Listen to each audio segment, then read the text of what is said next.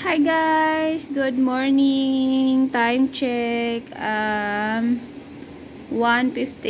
AM in the morning. So ano na kami, nakauwi ng amo ko kasi nasa labas, lumabas kami.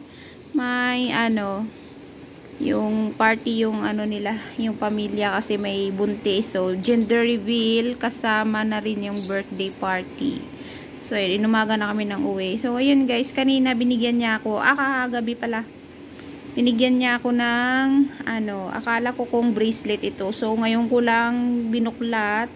Kwintas siya, silver guys. Bagong bago. Tapos, ayun, may nakasulat talaga dito. Talagang pure na, siya guys, silver. Kasi mayroon siyang nakasulat dito, na ito.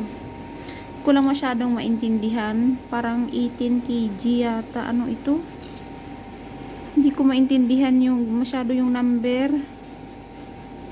Ayan ayan siya, may nakalagay.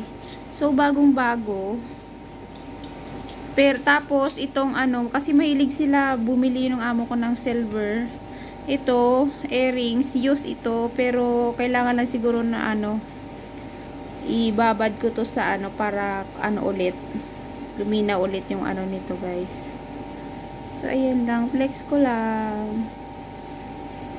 Ewan anong nakain ng amo ko. So ayan lang guys, flex ko lang siya. Thank you.